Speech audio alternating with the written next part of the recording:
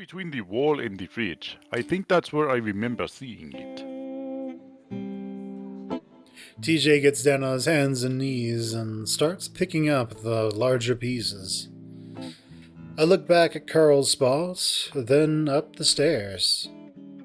I'll be right back. Bathroom. I'm not sure why the deck is the first place I look, but that's where I find him. I watch him through the paneled curtains for a moment. He's sitting on a little swing set, facing out towards the glaringly bright desert. There's an empty plate with a fork on it next to him. He's also toying with the lighter Flint gave him, flipping it up and flipping it open and closed a few times and holding it up to the light. Smoke wafts up from his lap, and I assume he's holding a joint. Quietly, I slide open the glass doors and step out into the wooden balcony. The deck is, of course, nice and big, stretching around half the house. I see Carl's long ears twitch at the sound of the... and he lowers the lighter down into his lap, but doesn't turn around. Hey. He does turn around then and smiles. Shit. I thought you were Leo or something. Oh no, my crotch is on fire! Dude, that reminds me of like that video where like this kid, I guess he put like lighter fluid or something on his crotch and he lights it on fire. And his friends like rush into the scene and they start stomping out the fire and the kid's screaming in pain. Oh, poor kid. He's like, ah! Oh, man. Dumbass. Got all the attention he wanted. Yeah, I know, right? Yeah, it's 30 seconds of fame. It was like 5 seconds of fame, followed by 5 years of agony. Do you awesome. remember Star Wars, kid? No. Oh man. He was okay. So he was this guy who I think he was at school in Canada. He got like a pole and he got a robe with dark drapes and whatever. And he basically just took a staff and like swung it around, trying to look like he was badass. But he forgot to delete the footage. So like next school year, somebody gets it, and they make the sticks into lightsabers. There's like little lasers hitting the lightsabers and deflecting all. This happened like 20 years ago, but yeah. So he became like the drunk Jedi or like Star Wars kid or whatever the meme is called. But, yeah, I see that. Yeah. And I think he graduated from law school at some point, and he found the guy who made the video and put it online, and that guy apologized to him and said he feels awful.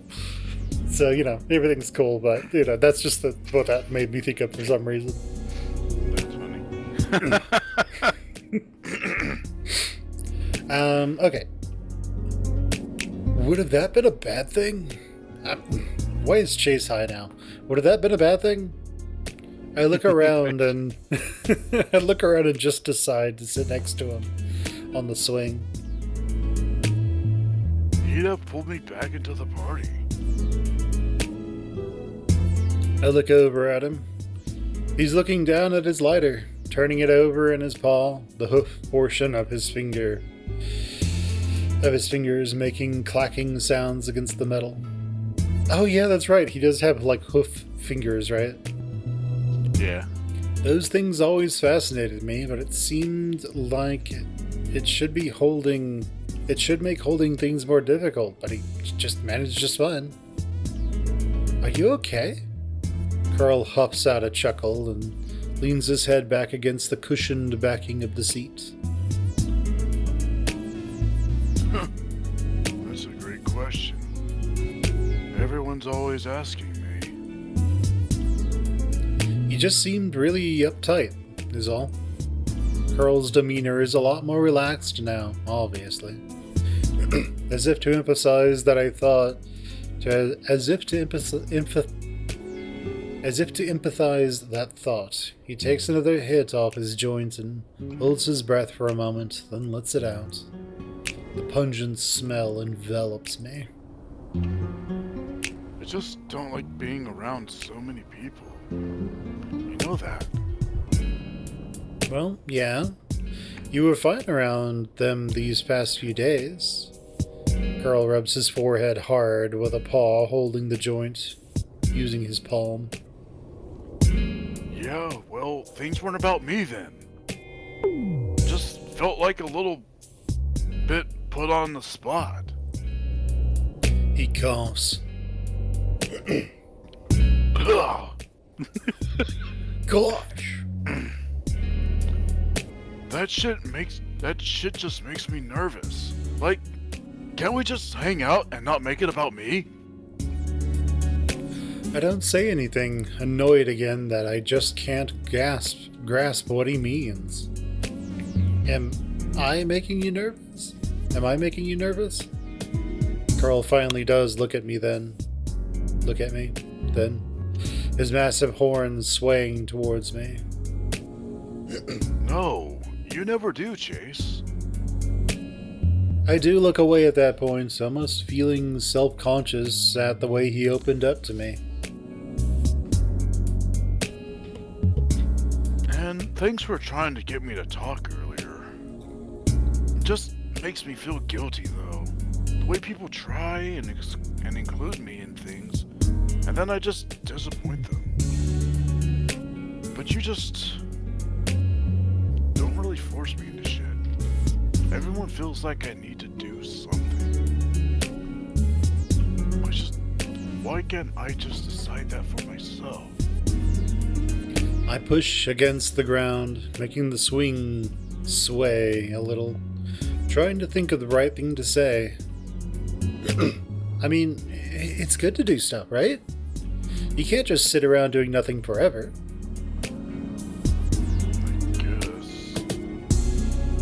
It's just that I worry enough about it myself.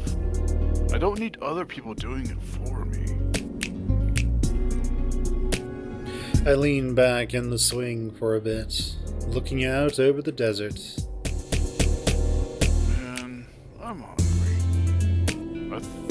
Wish I'd brought more cake with me. Not enough incentive to go back in? I could go get some for you. He smirks at me. You one of those fat fetishists? Just feeding me garbage so my moves get bigger? You don't have moves. I've felt them. Yep. Can't keep your paws off me. You have a thing for my fat ass? I look over at him, as if studying his figure. Hey! He covers his chest. Well, I do actually like bigger guys.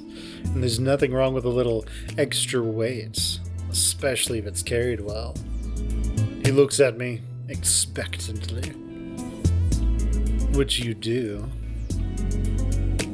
Sweet. You know, you seem like you'd be a pretty dope boyfriend.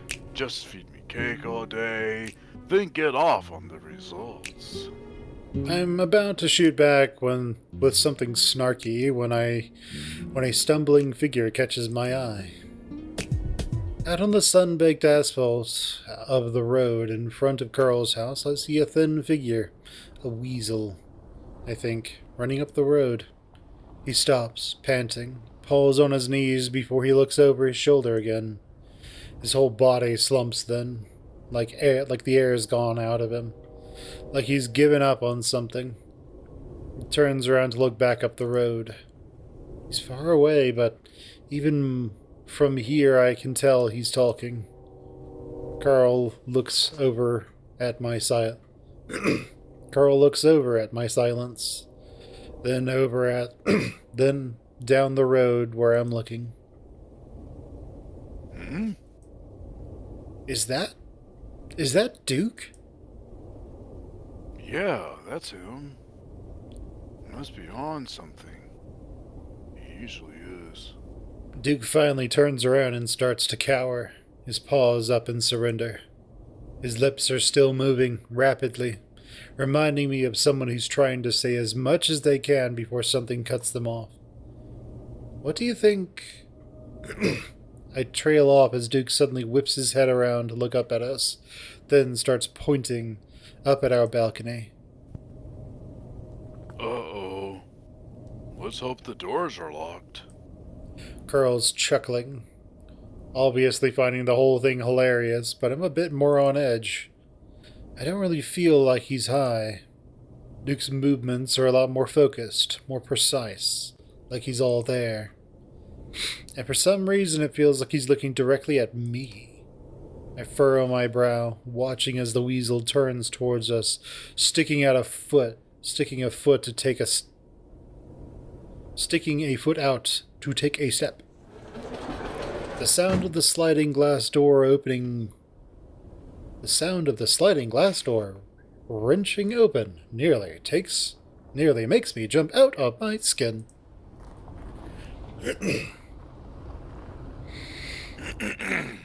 What the hell are you guys doing? Jenna marches around the swing set to stand in front of us, paws on her hips. Whoa! What's up, Jenna? Carl leans back in the swing, elbows over the back, smiling. The fox's eyes narrow as she sees the joint. Did you forget who the party was for? Carl shrugs and rubs his forehead again. Leo, I'm guessing. Or Leo, I'm guessing? No, we spent all day yesterday getting this ready for you. Leo especially. Now get back downstairs and have your party. Carl sits quietly for a moment, then glances at me. No. No, I don't think I will. He's not smiling anymore, his face expressionless, head turned back towards Jenna, but his eyes are wandering off towards the side, looking at the sky. Why not? Because it didn't fucking ask for it. I pretend to look at my phone. What, a party? I'm so sorry we're here trying to be thoughtful, Carl. Maybe we should just forget you next time, huh? Jenna, it's okay. We're just hanging out. She ignores me. I see the skin inside Carl's ears and around his nose turning red. Since he was a kid, Carl didn't deal well with conflict, usually running away the first chance he got. No. This was for Leo. I don't understand why we couldn't do something that didn't involve... Sorry, Carl, but that's life. Sometimes you gotta come out of your room. Sometimes you have to be the center of attention. And sometimes, God forbid, you have to talk to people. Well, what if I just want to stay up here and hide? Who gives a fuck? The look on Jenna's face is approaching contempt. Are you kidding me? This is difficult for you? Jenna. Again, she ignores me. I might as well be talking to a statue, or maybe I'm the statue and she isn't paying attention to. I feel like something must have happened downstairs. This isn't like her. You never realize how good you have it, Carl. If you ever had a taste of what I've been through... I can practically feel the heat radiating off of Carl's body. He looks down at his lap. Are you blaming me for that? His voice breaks.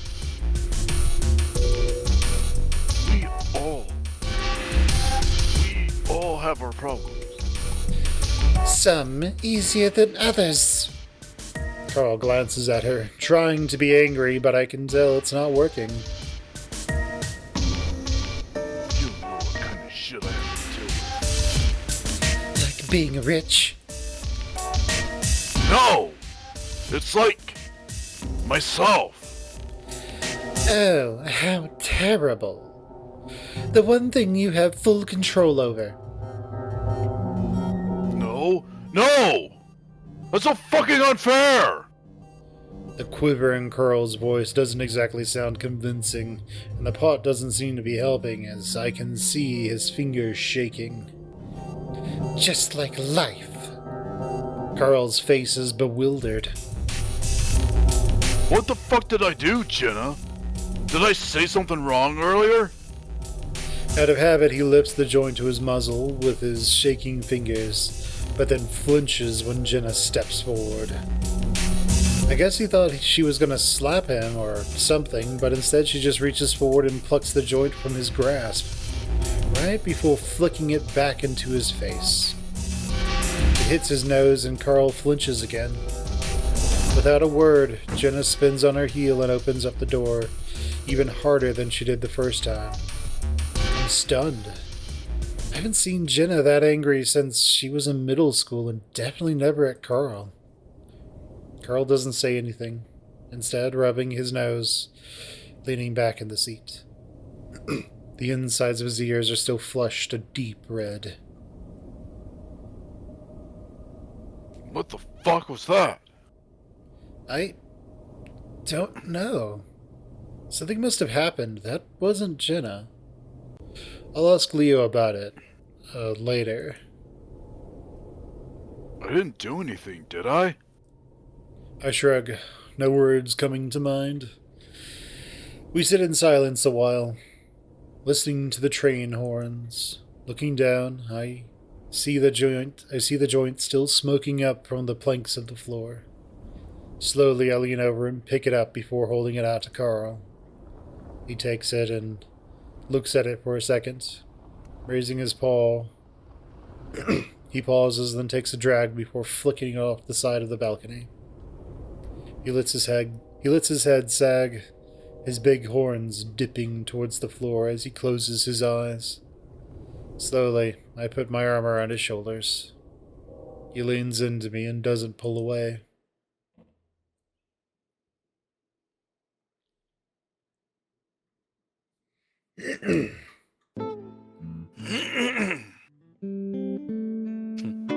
So, it's over with Leo, huh? Carl waves his controller around like it's gonna help him avoid my 3-spike throw, almost knocking over his beer bottle. It hits him anyway, and he gives a little grunt of annoyance. I grin and consider letting up on him because he's clearly drunk. Seems that way. He hasn't really talked to me much since we got here.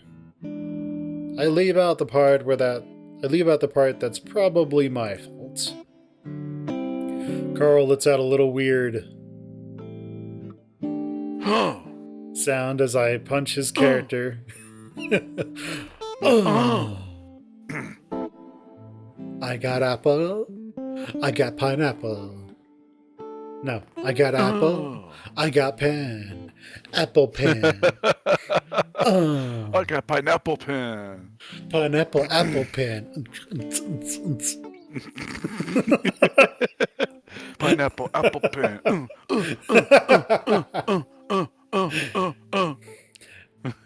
Carl lets out a little sound as I punch his character, as if he were the one getting punched instead.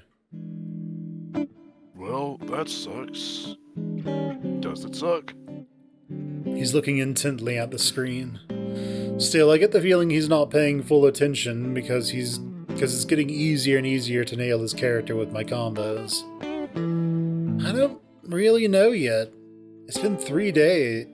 It's been 3 years. Maybe it just hasn't kicked in yet. Takes that long to kick in for you? When Tanya dumped me, I felt like I couldn't get out of bed for a week. Oh god. I remember that, back in high school, when we were both 16. Didn't she get you into pot?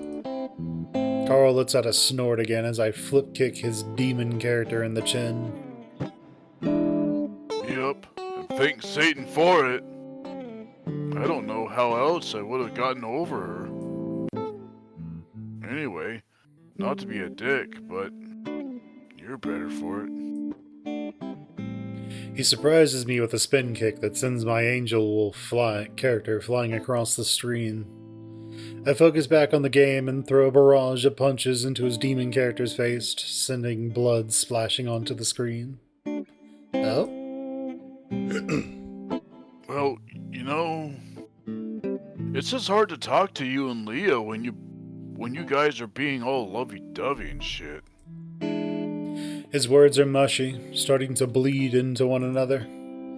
His character throws a flaming spear at my angel, which I easily deflect with my shimmering shield. I extend my wings and swoop in to throw my lightning bolts. Well, you know, no one really tried to talk to us when we were together. It was like we were making you guys uncomfortable. I watch his demon fly into the air, surrounded by a glowing white circle. Looking over, I see Carl frowning. No, I don't think so. His demon spreads its own much spikier wings and hovers up from the circle. He reaches up into the sky and a red lightning bolt slams down on my character.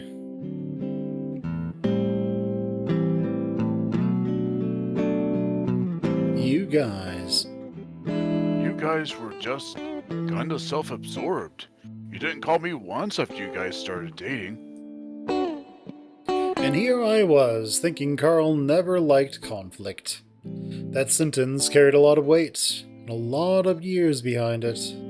I'm not about to argue with him, though, especially after what happened with Jenna. That lightning bolt was it for my wolf angel, and his demon flies up into the screen and flips us off, winner is displayed. Well, there was college. Carl stretches, leaning back into the giant beanbag chair we're sitting on. I don't remember much of college anymore. He lays back in the chair and looks over at me. By the way, I have a job interview on Friday.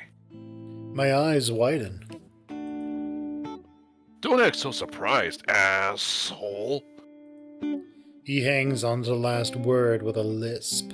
Asshole. Asshole. You're drunk, but that's awesome. You're drunk, and that's awesome. Drink more. You're drunk. Drunk. Drink. You're drunk, but that's awesome. Where at? A print shop? Be a production assistant. Well, that sounds decent. Yeah, parents told me they'd buy me a car to get there. It's in Peyton, of course. But anyway, Flynn told me he'd give me a ride to the interview, but since you're here... He gives me a lazy, sidelong glance. Well, I usually wouldn't have an issue with it. The thought of how hard I'd been procrastinating my school project is starting to make my stomach churn. But hey, how often will I get to hang out with Carl when the break is over? I'd love to take you. You know, we were gonna go out and do stuff tomorrow. Why don't we change your look? Get you new clothes or something for your interview. He keeps smiling. Sounds great. So, what's it like kissing a dude? I let out a surprised laugh. What? You know, is it like more? He waggles his paws uselessly in the air.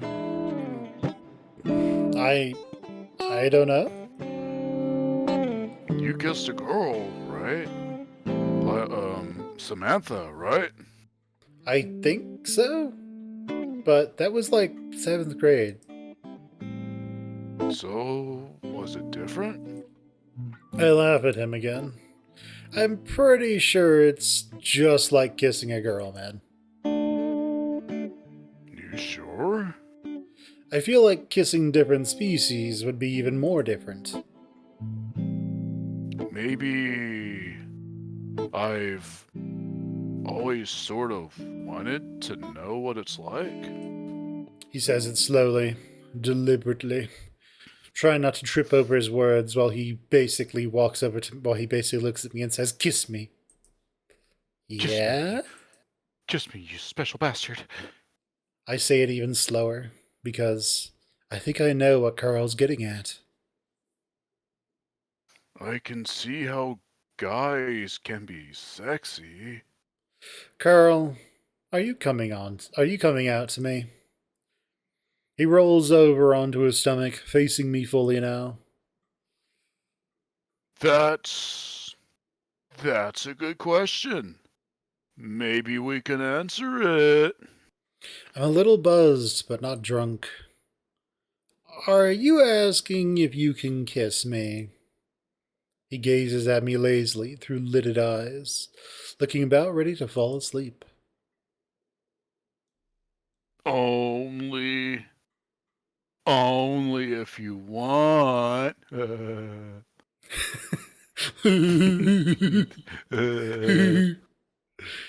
I've been asked to be the experiment for a few guys in the past, in college, and I've always said no. But Carl. Sure, why not? Carl's different. is oh, is different. Yeah. I mean, it's only a kiss. I kissed a ram. He kissed Carl kissed an otter and he liked it. Heh. If you I want. kissed an otter and I liked it. Carl's eyes widen slightly. Then he slowly gets to his hands and knees and crawls towards me. I was going to stand up, but it looks like he wants to do this on the beanbag. I lean back on the beanbag, sinking into it a little bit more. Carl kneels at my feet, looking unsure. Is this right? Yep. Do you want me to stand? Before I know it, he's crawled up on top of me. His presence is heavy and warm, and I lean back, feeling myself get hard despite the awkwardness of it all. He looks down at me, into my eyes, and I feel myself blush. Sorry. Is this okay? Yeah, it's fine. He leans down, pauses, then leans in all the way, and I feel his soft, wide muzzle against mine. At the same time, I feel one of his paws slide behind my head. It's different than kissing Leo or Samantha way back in middle school. Carl's muzzle is big and more blunt, his lips softer and more malleable. It covers the entire front of my muzzle. His beard tickles my neck and cheeks. I expect him to pull back quickly, but he doesn't, keeping his paw behind my head and pressing deeper into the kiss. His other paw holds onto my upper arm. I open my eyes and see that his are closed. He hunches over me, closer. I feel myself start to respond, reaching up to wrap my arms around his broad back. He huffs in response, and then I feel his lips part and his tongue flicks against my lips. I start to open them, but that's when I feel the beanbag shift and Carl slides to the side. Somehow he manages to slip and fall on the wobbly beanbag, his mouth sliding sloppily off mine as he slumps down on top of me. I let out a grunt as his weight comes to rest on my chest. He chuckles, and I can feel the spasms all the way through my body. Go ahead. Oops. I laugh too. But I laugh too, then wait a while. But he doesn't move. Um, Carl? You can get off now. He doesn't say anything. I ought to say something else when I hear a deep snore right next to my ear. Carl? His response is another guttural snore. I shift under him, and for the first time realizing how actually fucking heavy he is. It's not exactly a bad feeling. His presence is enveloping and warm, and the beanbag under me is offering enough cushion so I'm not getting crushed. His snoring isn't bad either. It's almost comforting, as his breath tickles the hairs inside my ear. His big belly squishes up against my torso like a warm sandbag. His eyes are heavy, and slowly I wrap my arms around his neck. Choke, choke, choke, choke. He's like, oh, chase him into that. I haven't had someone to sleep with in years, and now I realize how much I miss the feeling. just the idea that he just starts throttling him for no reason. Just as bad. Just kind of random. Slowly, the dim lights in Carl's room fade out as I fall asleep to his comforting, rhythmic snores.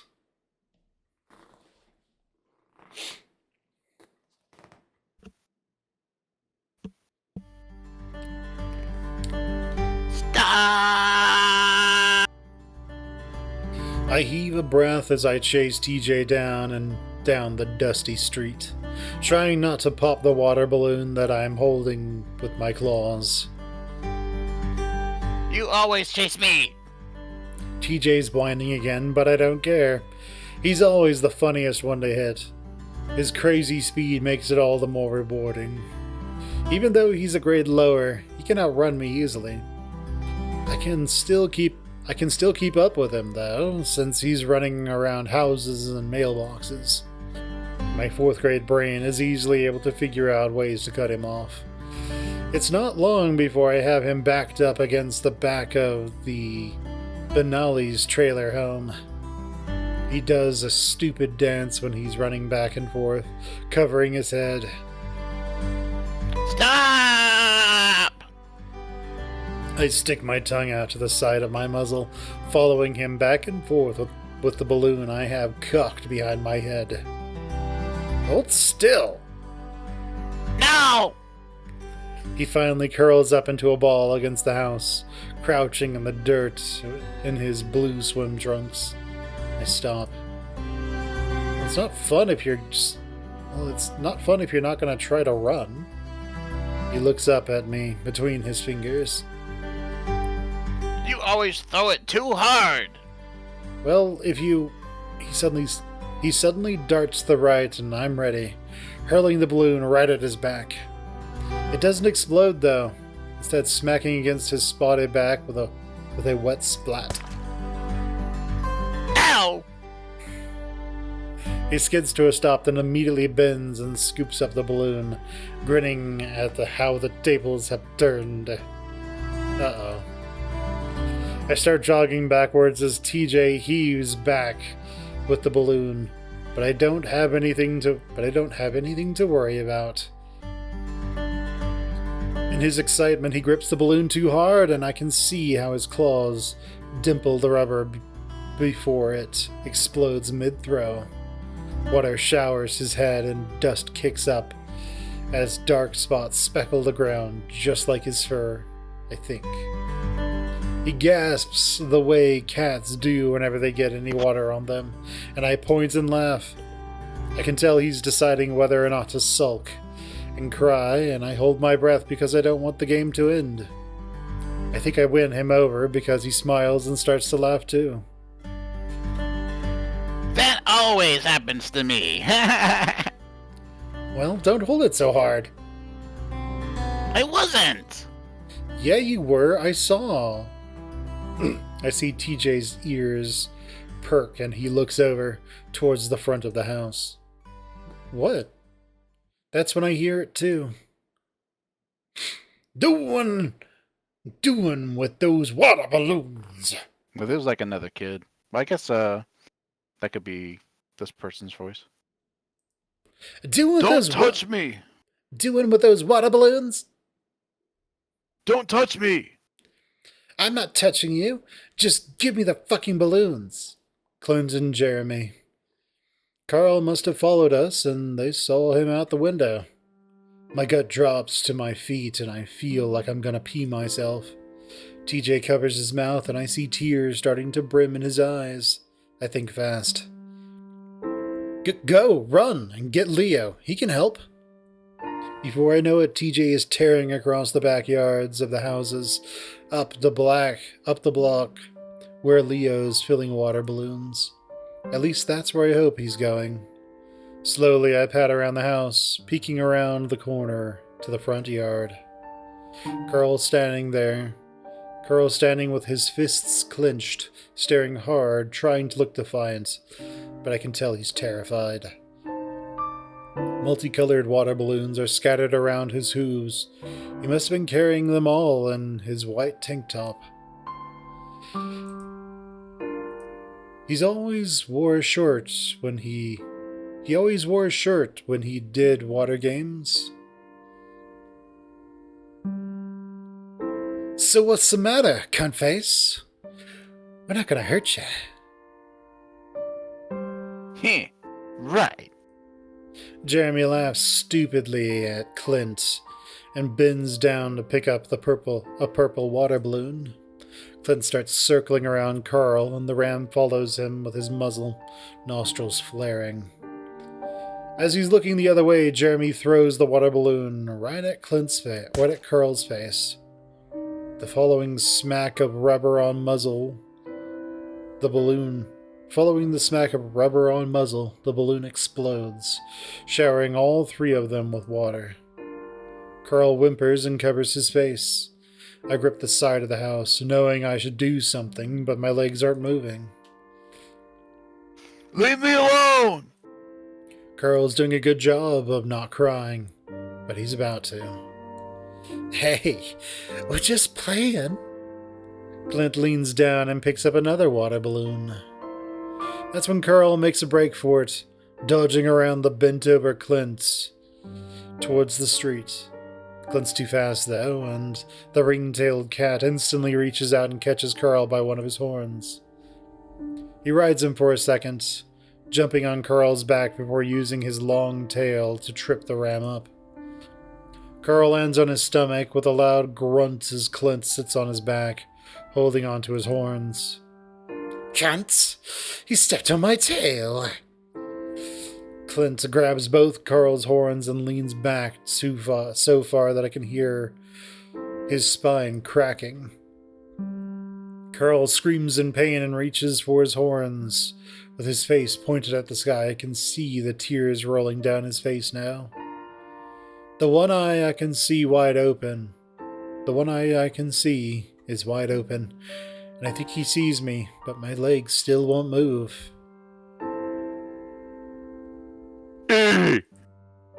Leo jogs up the street looking right at Clint. The ringtail sneers but drops Carl back to the ground and stands up as Leo gets closer. The fuck do you want, Beaner? Clint's weary. His casual demeanor more tense now that Leo's here. I sigh with relief. Carl sits up and quickly rubs his face before standing and running back up the street, his hooves clopping loudly all the way. Leo doesn't even look at him, his eyes on Clint. I said, what do you want? You no understand? Honestly, Leo might not have understood. He'd only been here less than a year. Still, Leo doesn't say anything, his jaw working, and I wonder if he's imagining chewing on Clint's neck. You fucking crazy. You're fucking crazy. Let's go, Jeremy.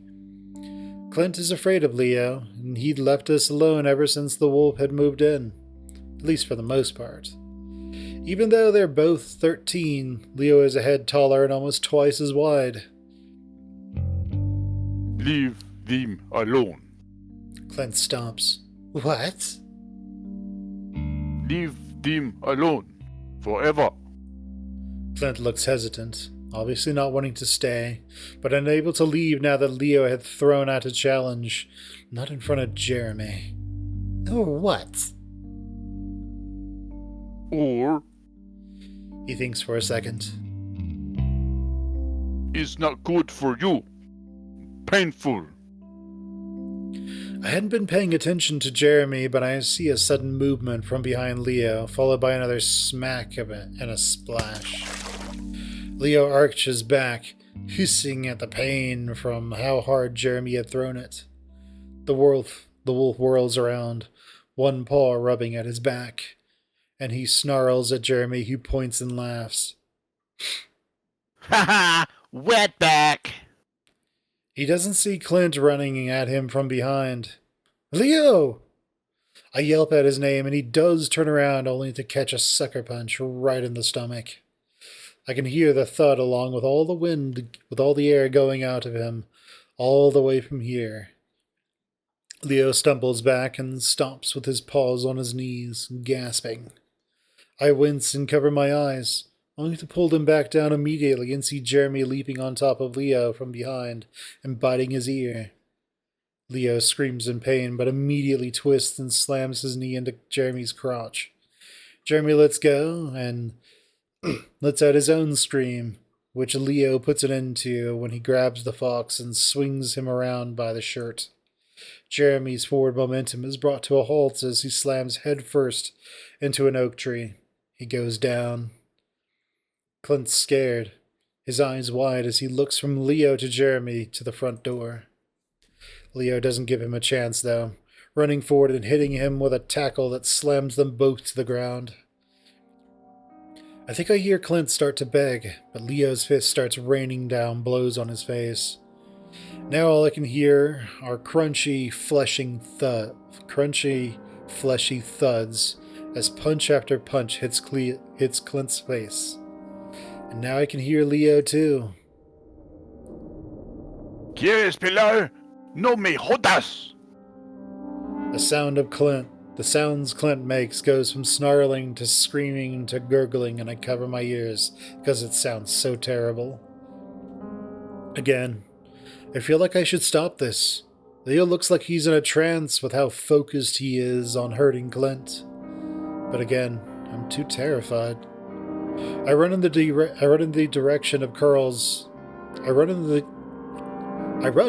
direction Carl went. I need to tell him I'm sorry, that I should have helped him somehow, but that I was too scared. Even though this road doesn't lead to his house, I somehow get there. The sky is red and orange, even though it was noon just a few minutes ago. For some reason, Carl's house is bigger, much bigger than it should be.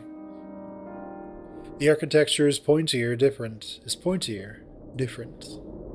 I walk around it, slowly, looking for Carl. Looking down, I see hoof prints. They're too big to be Carl's, but I follow them anyway.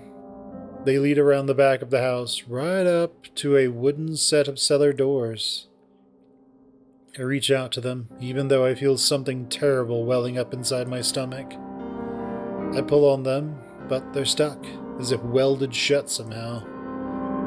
A window next to the doors draws my attention, and I get down onto my knees, then onto my stomach, as I look intently through the window. There are little clear spots on the glass, little paw prints breaking through the layers of old dust. The paw prints of children. The room is almost pitch black, but the red light behind me illuminates some of the cement ground through the windows. Behind the paw prints, I see something long and spindly crawl across the ground. It has a socket for a face. It goes blah. Ah. Blah, blah, blah, blah, blah, blah. I don't know. I don't know where I am at first as I open my eyes, but the dimmed Lucha Lobo lamp tells me. Laying there for a while, I realize that Carl's no longer on top of me. My face fur is a little wet, and my nose is stuffy. I look around thinking that Carl probably went back to his bed, but he's not there either. He must be getting a drink or something. A dull, far off thud makes me open my eyes again. I listen carefully, starting to worry that the sound came from downstairs. Again, I hear it and it makes me jump this time. Shit. It's happening again? I hear a voice coming from the same area, directly below me. It's a lot more muffled, but I can still tell it's a voice, muttering and cursing. Carl? My voice sounds weak and warbly in the heavy silence of the dark house. The scuffling sounds below me stop for a second, though, then they start up again, more vigorous this time. Slowly I sit up, listening to the whispering and the thumping beneath me. My mind flashes to Duke, the weasel's foot forward, his eyes locked on me. Finally, the anxiety gets to me and I stand up, walking as quietly as I can from the room into the hallway. The kitchen is dark and I move over to the front door and check it to see if it's locked. It is, so I move over to the stairs and look down into the inky blackness, almost afraid to turn on the lights. Nothing jumps out at me when I do, but the light is actually making me more afraid knowing that it will light up anything that's down there. I move down the stairs as quietly as I can, every creak making my fur bristle. The scraping sound is louder now, and so is the voice. I'm almost positive that it's Carl's, but I can't be sure. I call out his name again, it's almost a whisper in my throat. I clasp my paws together against my chest, eyes flicking to each doorway as I slowly move down the hall, not wanting Carl to get the jump on me. When I finally get to the crawl space door, I can pick up a rhythmic thumping along with the scrapes and muttering that is much clearer now. Buried. Inside. Help. I shiver. Carl, this isn't funny. Again, Carl, this isn't funny. Again, my voice is weak and unconvincing. You probably didn't even hear me. Another thump almost shakes the house, and I jump. What the hell is he doing? Is it even Carl? Did whoever is down there murder him and is now in the process of burying his body?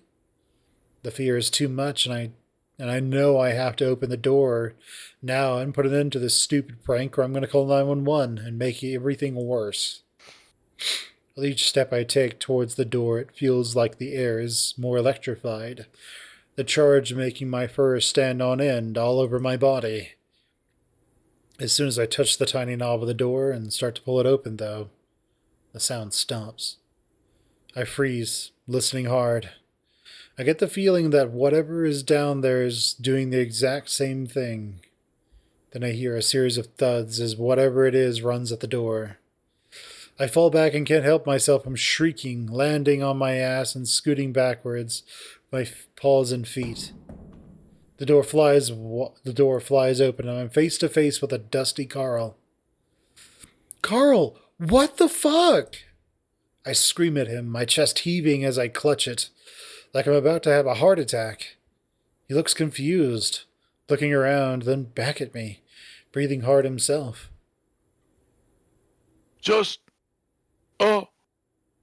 I was just. Ah! Oh! Uh! I wait, but he doesn't say anything. There's white dust all over his horns and on his shoulders. Just what? I yell at him again, and he jumps. I feel bad. I'd feel bad if I wasn't so freaked out. I I sleepwalk. Sometimes, okay? I debate whether or not to accept that as an answer, but he looks confused enough that it just might be true. You scared the shit out of me. Carl moves out of the crawl space, leaning over to brush his head off. You scared the shit out of me! I didn't know where I was. I slowly get to my feet, still breathing heavily. What is that stuff? What were you doing in there? Just dust. It's dirty down there. Again, I feel like he's leaving stuff out. I try to look past him into the crawl space, but he closes the door. Come on. I need a smoke after that. I stand back to let him pass, tempted to open the door again. He grabs my arm when he sees me looking, though. Seriously, dude, let's go. I don't really want to be alone in this house right now. Please? I look at him. I can tell he's definitely freaked out. I would be too if I woke up in that crawl space. Yeah, let's go. Slowly I follow him, looking back at the door before flicking off the light.